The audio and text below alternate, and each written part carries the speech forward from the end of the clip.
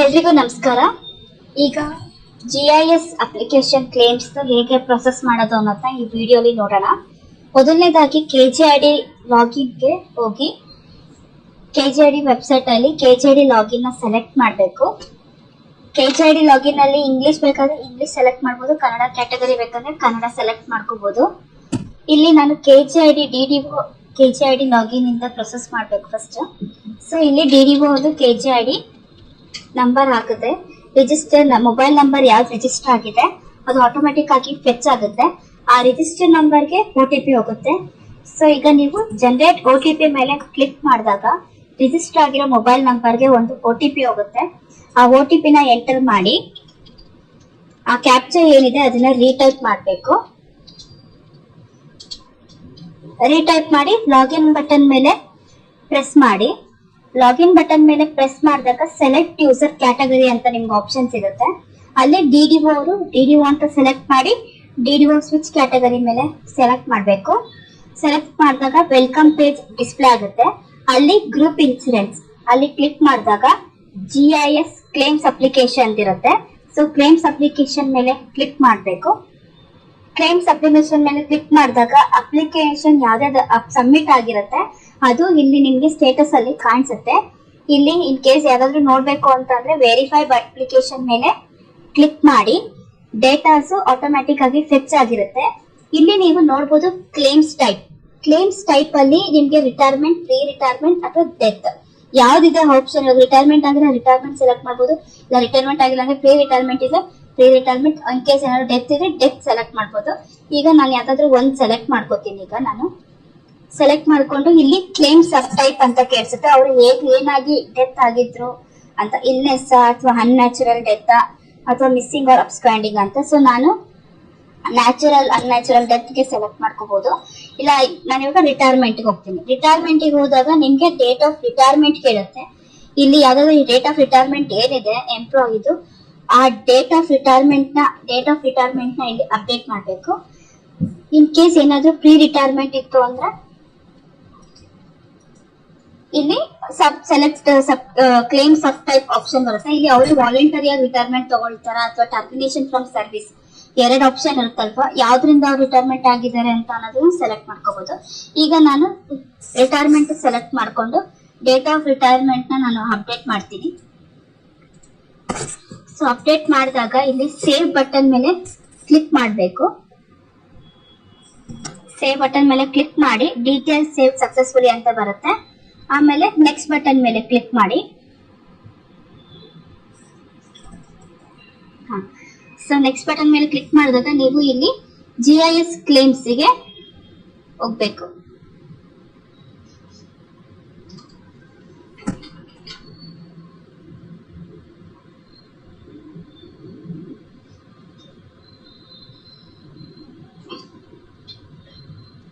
ಇಲ್ಲಿ ನಿಮ್ದು ledger details fetch ಆಗುತ್ತೆ. ಈ ಲೆಡ್ಜರ್ ಡೀಟೇಲ್ಸ್ ನ ನೀವು ನೋಡ್ಕೋಬಹುದು.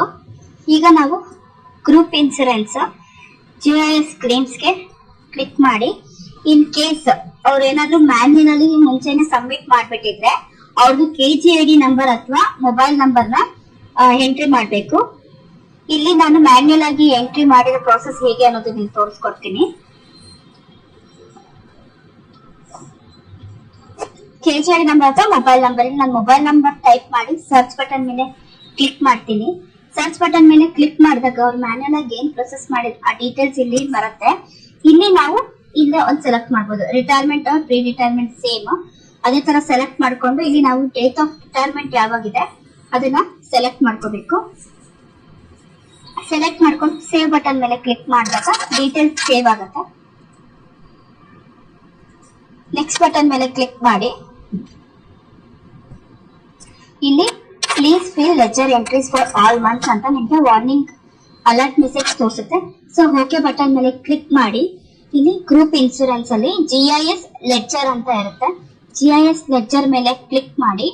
ಇಲ್ಲಿ ನಾವು ರಿಜಿಸ್ಟರ್ ಆಗಿದ್ದ ಏನ್ ಮೊಬೈಲ್ ನಂಬರ್ ಇದೆ ಆ ಮೊಬೈಲ್ ನಂಬರ್ ನ ಎಂಟ್ರಿ ಮಾಡಿ ಸರ್ಚ್ ಮಾಡಿದಾಗ ಅವರು ಡೇಟ್ ಆಫ್ ಜಾಯ್ನಿಂಗ್ ಇಂದ ಎಷ್ಟಿದೆ ಡೀಟೇಲ್ಸ್ ಪ್ರತಿ ವರ್ಷದನ್ನು ಅವರು ಎಂಟ್ರಿ ಮಾಡ್ಕೊಂತ ಹೋಗ್ಬೇಕು. ಸೆಲೆಕ್ಟ್ ಮಾಡಿದಾಗ ಅವ್ರದ್ದು ಎಷ್ಟೆಷ್ಟಿದೆ ಅಮೌಂಟ್. ಇನ್ ಕೇಸ್ ಅವ್ರು ಏನಾದ್ರು ಅವ್ರಿಗೆ ಸಿ ಗ್ರೂಪ್ ಇಂದ ಬಿ ಗ್ರೂಪ್ ಪ್ರಮೋಟ್ ಆಯ್ತು ಅಂತ ಅಂದ್ರೆ ಯಾವ ಇಯರ್ ಅಲ್ಲಿ ಅವ್ರಿಗೆ ಪ್ರಮೋಟ್ ಆಯ್ತು ಅಂತ ಅಂದಾಗ ಅದನ್ನು ಅಪ್ಡೇಟ್ ಮಾಡ್ಕೋಬಹುದು. ಈಗ ಜಾಯ್ನಿಂಗ್ ಆದಾಗ ಸಿ ಗ್ರೂಪ್ ಇರುತ್ತೆ.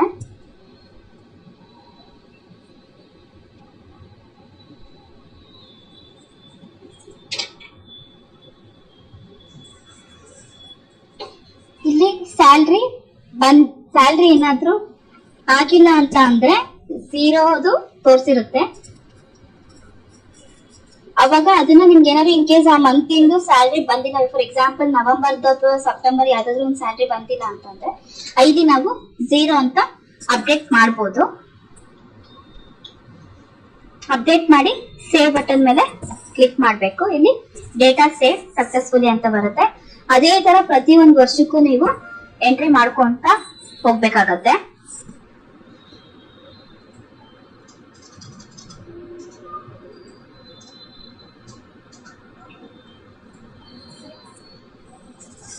ಇಲ್ಲಿ 0 ಇತ್ತು ಅಂದ್ರೆ ಪೇಡ್ ಇನ್ಸೂರೆನ್ಸ್ ಫಂಡ್ ಗೆ ಇನ್ ಕೇಸ್ ಬಂದಿಲ್ಲ ಅಂತ ಅಂದಾಗ, ಸ್ಯಾಲ್ರಿ ಬಂದಿಲ್ಲ ಅಂತ ಅಂದಾಗ ಆ ಯಾವ ಮಂತ್ ಬಂದಿರಲ್ಲ, ನೀವು ಅಲ್ಲಿ ಆ ವರ್ಷದಲ್ಲಿ ಯಾವ ಮಂತ್ ಅಲ್ಲಿ ಬಂದಿರಲ್ಲ ಅಲ್ಲಿ 0 ಅಂತ ನೀವು ಎಂಟ್ರಿ ಮಾಡಿ ಸೇವ್ ಬಟನ್ ಮೇಲೆ ಕ್ಲಿಕ್ ಮಾಡಿದಾಗ ಡೀಟೇಲ್ಸ್ ಸೇವ್ ಆಗುತ್ತೆ.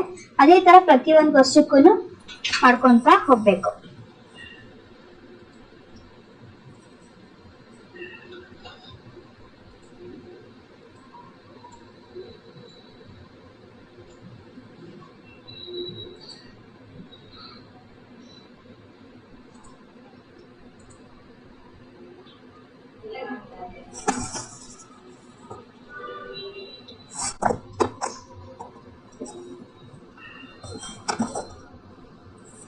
ಸೊ ಹೀಗೆ ಪ್ರತಿಯೊಂದು ವರ್ಷಕ್ಕೂ ಏನಿದೆ ಎಂಟ್ರೀಸ್ ನ ಅಪ್ಡೇಟ್ ಮಾಡಿ ಸೇವ್ ಬಟನ್ ಮೇಲೆ ಕ್ಲಿಕ್ ಮಾಡ್ಕೊಂತ ಹೋಗ್ಬೇಕು.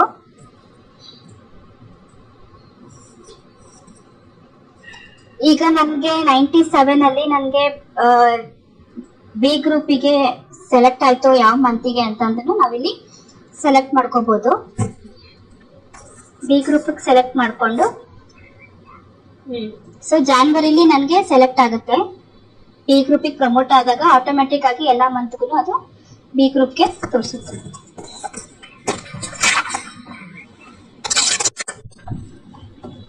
ಇನ್ ಕೇಸ್ ನಮ್ಗೆ ಏನಾದ್ರೂ ಅಕ್ಟೋಬರ್ ಅಥವಾ ಸೆಪ್ಟೆಂಬರ್ ಅಲ್ಲಿ ಆಯ್ತು ಪ್ರಮೋಟ್ ಬಿ ಗ್ರೂಪ್ಗೆ ಅಂತ ಅಂದಾಗ ಅವಾಗ ನೀವು ಜಾನ್ವರಿ ಮಂತ್ ಅಲ್ಲೇ ಆ ಬಿನ ಅಪ್ಡೇಟ್ ಮಾಡ್ಬೇಕು.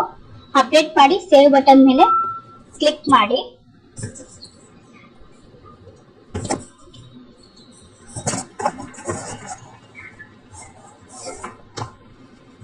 ಸೊ ನೀವು ನೆಕ್ಸ್ಟ್ ಯಾವಾಗ 97 ಅಲ್ಲಿ ಬಿ ಗ್ರೂಪ್ ಅಂತ ಅಪ್ಡೇಟ್ ಮಾಡಿದ್ರೆ ನೆಕ್ಸ್ಟ್ ಇಯರ್ ಇಂದ ಆಟೋಮೆಟಿಕ್ ಆಗಿ ಅದು ಬಿನೇ ತೋರಿಸುತ್ತೆ.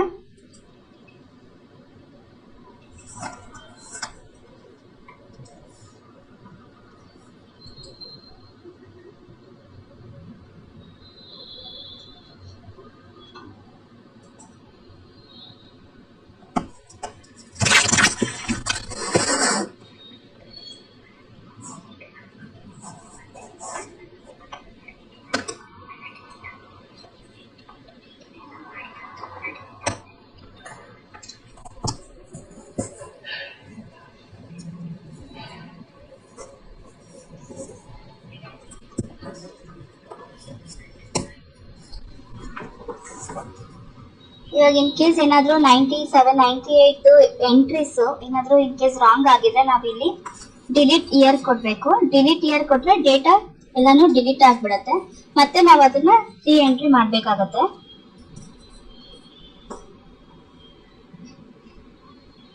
ಸೇವ್ ಬಟನ್ ಮೇಲೆ ಕ್ಲಿಕ್ ಮಾಡಿ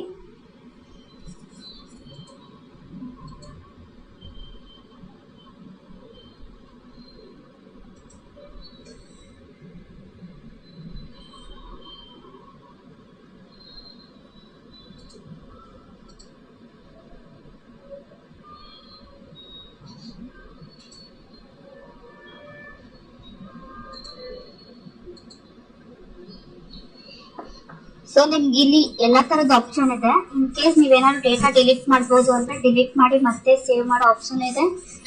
ಮತ್ತೆ ನೀವು ಪ್ರಮೋಟ್ ಏನಾದ್ರು ಹಾಕಿದ್ರೆ ಬಿ ಗ್ರೂಪ್ ಅಥವಾ ಸಿ ಗ್ರೂಪ್ ಇಂದ ಬಿ ಗ್ರೂಪಿಗೆ ಏನಾದ್ರು ಪ್ರಮೋಟ್ ಆಯ್ತು ಅಂತ ಅಂದ್ರೆ ಯಾವ್ದೇ ಮಂತ್ ಅಲ್ಲಿ, ಅದು ಜಾನ್ವರಿ ಮಂತ್ ಅಲ್ಲಿ ನೀವು ಬಿ ಗ್ರೂಪ್ ಅಂತ ಸೆಲೆಕ್ಟ್ ಮಾಡ್ರೆ ಆಟೋಮೆಟಿಕ್ ಆಗಿ ಅದು ಎಲ್ಲಾ ಮಂತಿಗೂ ಅದು ಬಿ ಗ್ರೂಪೇ ಆಗಿರುತ್ತೆ. ಸೊ ಪ್ರತಿ ಒಂದು ಇಯರ್ಗು ನೀವು ಏನೇನ್ ಅಪ್ಡೇಟ್ ಇದೆ ಅಪ್ಡೇಟ್ ಕೊಡ್ತಾ ಹೋಗ್ಬೋದು. ಯಾವ ಮಂತ್ ನಿಮ್ಗೆ ಸ್ಯಾಲ್ರಿ ಈ ಇಯರ್ ಅಲ್ಲಿ ಯಾವ ಮಂತ್ ನಿಮ್ಗೆ ಸ್ಯಾಲ್ರಿ ಬಂದಿಲ್ಲ ಅಂತ ಅಂದ್ರೂ ಅಲ್ಲಿ ನೀವು ಪೇಡ್ ಸೇವಿಂಗ್ ಫಂಡ್ ಅಥವಾ ಇನ್ಸೂರೆನ್ಸ್ ಫಂಡ್ಗೆ ನೀವು ಅಲ್ಲಿ 0 ಅಂತ ಮೆನ್ಷನ್ ಮಾಡಿ ಸೇವ್ ಬಟನ್ ಮೇಲೆ ಕ್ಲಿಕ್ ಮಾಡಿದ್ರೆ ನಿಮ್ ಡೀಟೇಲ್ಸ್ ಎಲ್ಲಾನು ನೀವೇನ್ ಅಪ್ಡೇಟ್ ಮಾಡಿರ್ತೀರಾ ಅದೆಲ್ಲಾನು ಡೀಟೇಲ್ಸ್ ಸ್ವಚ್ಛ ಆಗಿರುತ್ತೆ. ಹೀಗೆ ಪ್ರತಿಯೊಂದು ಇಯರ್ಗು ನೀವು ಎಲ್ಲಾನು ಏನೇನಿದೆ ಕರೆಕ್ಷನ್, ಏನೇನ್ ಅಪ್ಡೇಟ್ ಇಲ್ಲ, ನಿಮ್ದು ಸ್ಯಾಲ್ರಿ ಬಂದಿಲ್ಲ, ಏನೇ ಇದ್ರು ನೀವು ಇಲ್ಲಿ ಯಾವ್ಯಾವ ವರ್ಷದ ಏನೇನಿದೆ ನೀವೆಲ್ಲಾನು ಅಲ್ಲಿ ಅಪ್ಡೇಟ್ ಮಾಡ್ಕೊಂಡು ಹೋಗ್ತಾ ಹೋಗ್ಬೋದು.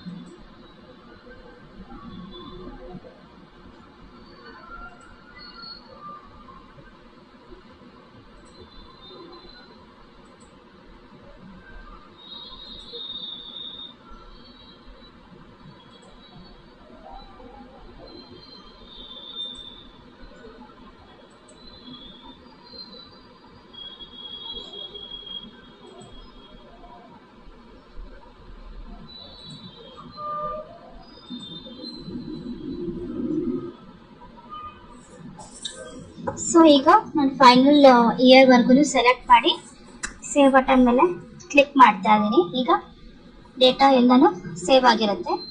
ಇಲ್ಲಿ ಮತ್ತೆ ನೀವು GIS ಕ್ಲೈಮ್ಸಿಗೆ ಹೋಗಿ ಮೊಬೈಲ್ ನಂಬರ್ ಹಾಕಿ ಸರ್ಚ್ ಕೊಟ್ಟಾಗ ಇಲ್ಲಿ ನಿಮಗೆ ಡೀಟೇಲ್ಸ್ ತೋರಿಸುತ್ತೆ. ಇಲ್ಲಿ ರಿಟೈರ್ಮೆಂಟ್ ಇಂದು ಹಾಕಿ ಸೇವ್ ಮತ್ತೆ ನೆಕ್ಸ್ಟ್ ಬಟನ್ ಮೇಲೆ ಕ್ಲಿಕ್ ಮಾಡಿದಾಗ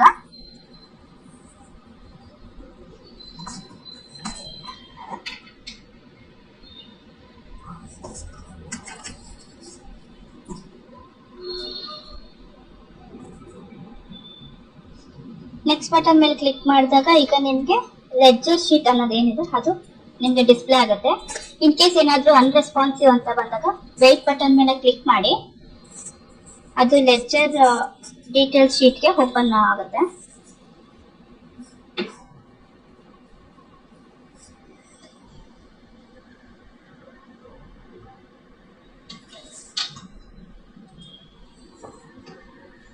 ಈಗ ವೇಟ್ ಅಂತ 2 ಸತಿ ಬಂದ್ಮೇಲೆ ಕ್ಲಿಕ್ ಮಾಡಿದಾಗ ನೀವ್ ಏನೇನ್ ಅಪ್ಡೇಟ್ ಮಾಡಿದ್ರಿ ಅದೆಲ್ಲಾನು ನಿಮ್ಗೆ ಇಲ್ಲಿ ಡಿಸ್ಪ್ಲೇ ಆಗ್ತಾ ಇರುತ್ತೆ. ಪ್ರತಿಯೊಂದನ್ನು ನೀವು ಸ್ಕ್ರಾಲ್ ಮಾಡ್ಕೊಂತ ಹೋಗ್ಬೋದು, ನೋಡ್ಬೋದು.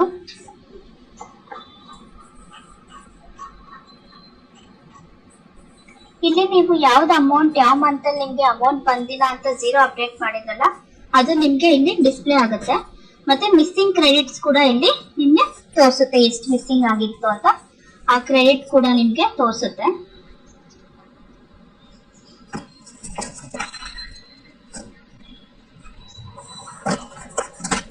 ಝೀರೋ ಹಾಕಿರೋ ಮಂತ್ ಇಂದ ನಿಮ್ಗೆ ಕ್ರೆಡಿಟ್ ಸ್ಟಾರ್ಟ್ ಆಗ್ತಾ ಹೋಗ್ತಾ ಇರುತ್ತೆ. ಇಲ್ಲಿ ನಿಮ್ಗೆ ಕಂಪ್ಲೀಟ್ ಲೆಡ್ಜರ್ ಡೀಟೇಲ್ಸ್ ನೀವು ಇಲ್ಲಿ ನೋಡ್ಕೋಬಹುದು. ಬೇಕಾದ್ರೆ ನೀವು ಇಲ್ಲಿ ಕ್ರಾಸ್ ಚೆಕ್ ನ ಮಾಡ್ಕೋಬಹುದು ಡೀಟೇಲ್ಸ್ ಏನೇನಿದೆ ಅಂತ. ಸೊ ನಿಮ್ಗೆ ಫೈನಲ್ ಸೆಟಲ್ಮೆಂಟ್ ಅಮೌಂಟ್ ಪೇಯಬಲ್ ಎಷ್ಟಿರುತ್ತೆ ನಿಮ್ಗೆ ಅದು ಕೂಡ ಇಲ್ಲಿ ಡಿಸ್ಪ್ಲೇ ಆಗುತ್ತೆ. ಮತ್ತೆ ಮಿಸ್ಸಿಂಗ್ ಕ್ರೆಡಿಟ್ಸ್ ಏನಿತ್ತು ಅದು ಕೂಡ ನಿಮ್ಗೆ ತೋರಿಸುತ್ತೆ. ಅದು ಪೇಯಬಲ್ ಅಮೌಂಟ್ ಮತ್ತೆ ಮಿಸ್ಸಿಂಗ್ ಕ್ರೆಡಿಟ್ಸ್ ಎರಡು ಸೇರಿ ನಿಮ್ಗೆ. ಸೊ ಪೇಯಬಲ್ ಅಮೌಂಟ್ ಇಂದ ನಿಮ್ಗೆ ಮಿಸ್ಸಿಂಗ್ ಕ್ರೆಡಿಟ್ಸ್ ಲೆಸ್ ಆಗಿ ನಿಮ್ಗೆ ಫೈನಲ್ ಅಮೌಂಟ್ ಸೆಟಲ್ಮೆಂಟ್ ಎಷ್ಟಿದೆ ನಿಮ್ಗೆ ಆ ಅಮೌಂಟ್ ನಿಮ್ಗೆ ತೋರಿಸುತ್ತೆ. ತೋರ್ಸಾದ್ಮೇಲೆ ನೀವು ನೆಕ್ಸ್ಟ್ ಬಟನ್ ಕ್ಲಿಕ್ ಮಾಡಿದಾಗ ಇಲ್ಲಿ ನಿಮ್ಗೆ ಅಪ್ಲೋಡ್ ಡಾಕ್ಯುಮೆಂಟ್ಸ್ ಪೇಜ್ ಗೆ ಹೋಗುತ್ತೆ. ಇಲ್ಲಿ ನಿಮ್ಗೆ ಅಪ್ಲೋಡ್ ಡಾಕ್ಯುಮೆಂಟ್ಸ್ ಫಾರ್ಮ್ 3 ಏನಿತ್ತು ಅದು ಸೈನ್ ಡಾಕ್ಯುಮೆಂಟ್ ನ ಅಪ್ಲೋಡ್ ಮಾಡ್ಬೇಕಾಗತ್ತೆ.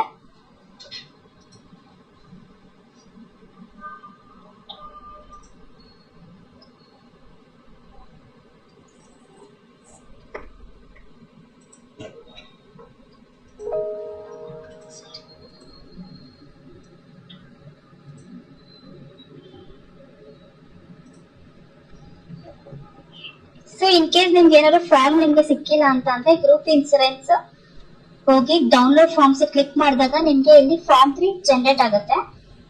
ಆ ಫಾರ್ಮ್ ನ ನೀವು ಇಲ್ಲಿ ಅಪ್ಡೇಟ್ ಮಾಡಬಹುದು. ಸೈನ್ ಡಾಕ್ಯುಮೆಂಟ್ ನ ನೀವು ಇಲ್ಲಿ ಮತ್ತೆ ಅಪ್ಡೇಟ್ ಮಾಡಬಹುದು.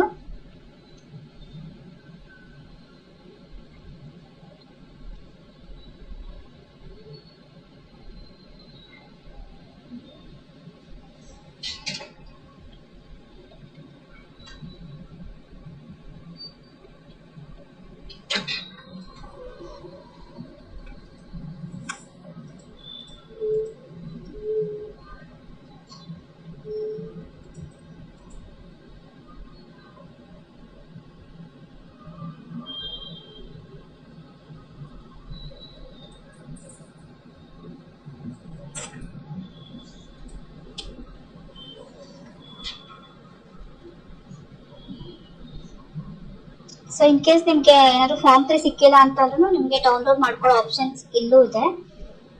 ಮತ್ತೆ ಸೇಮ್ ಅದೇ ತರ KGD ನಂಬರ್ ಎಂಟ್ರಿ ಮಾಡಿ ನೆಕ್ಸ್ಟ್ ಕೊಟ್ಟಾಗ ನಿಮ್ಗೆ ವೇಟ್ ಅಂತ ಆಪ್ಷನ್ ಬರುತ್ತೆ. ವೇಟ್ ಅಂತ ಆಪ್ಷನ್ ಕ್ಲಿಕ್ ಮಾಡಿದಾಗ ನಿಮ್ಗೆ ಲೆಡ್ಜರ್ ಡೀಟೇಲ್ಸ್ ಬರುತ್ತೆ.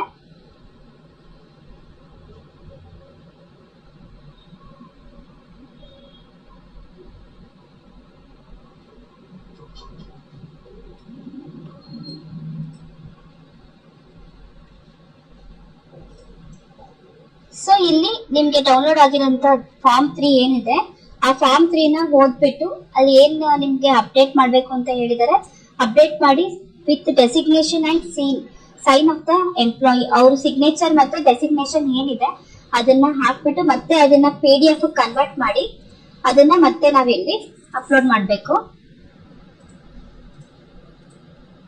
ಅಪ್ಲೋಡ್ ಮಾಡಿ ಸಬ್ಮಿಟ್ ಬಟನ್ ಮೇಲೆ ಕ್ಲಿಕ್ ಮಾಡಿದಾಗ ನಿಮ್ದು ಅಪ್ಲಿಕೇಶನ್ ಸಬ್ಮಿಟ್ ಆಗುತ್ತೆ. ಸೊ ನಿಮ್ಗೆ ಸಬ್ಮಿಟ್ ಆದಾಗ ಇಲ್ಲಿ ನಿಮ್ಗೆ ಡಿಸ್ಪ್ಲೇ ಆಗುತ್ತೆ. ಇಲ್ಲಿ ನೀವೇ ನೇಮ್ ಸರ್ಚ್ ಮಾಡಬಹುದು. ಸರ್ಚ್ ಮಾಡಿ ನಾನು ಸುಮಾರು ಅಪ್ಲಿಕೇಶನ್ ಪ್ರೊಸೆಸ್ ಮಾಡಿದ್ದು ಸ್ಟೇಟಸ್ ಅಲ್ಲಿ ಅಪ್ಲೋಡ್ ಅಂತ ಇರುತ್ತೆ. ಅಪ್ಲೋಡ್ ಅಲ್ಲಿ ನಿಮ್ಗೆ ಎರಡಿದೆ, ಒಂದು ವ್ಯೂ ಕ್ಲೇಮ್ ಡೀಟೇಲ್ಸ್ ಮತ್ತೆ ಒಂದು ಅನೆಕ್ಸ್ಟರ್. ಸೊ ವ್ಯೂ ಕ್ಲೇಮ್ ಡೀಟೇಲ್ಸ್ ನ ಕ್ಲಿಕ್ ಮಾಡಿದಾಗ ನಿಮ್ಗೆ ಅಪ್ಲಿಕೇಶನ್ ಏನು ಡೀಟೇಲ್ಸ್ ಕ್ಲೇಮ್ ಇಂದ ಏನಿದೆ ಅದು ನಿಮ್ಗೆ ಬೇಗ ಸಿಗುತ್ತೆ. ಇದನ್ನ ಬೇಕಾದ್ರೆ ನೀವು ಪ್ರಿಂಟ್ ಆಗಿ ತಗೋಬಹುದು, PDF ಅಲ್ಲಾದ್ರೂ ಸೇವ್ ಮಾಡ್ಕೋಬಹುದು.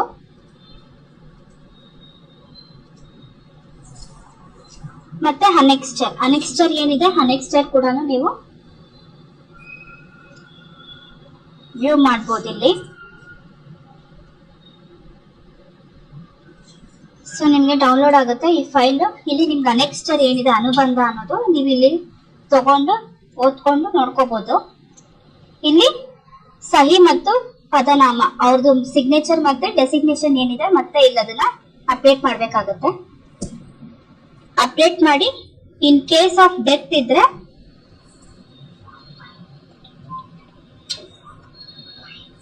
ಫಾರ್ಮ್ 5 ಮತ್ತೆ ಡೆತ್ ಸರ್ಟಿಫಿಕೇಟ್ ನ ಅಪ್ಲೋಡ್ ಮಾಡಬೇಕು.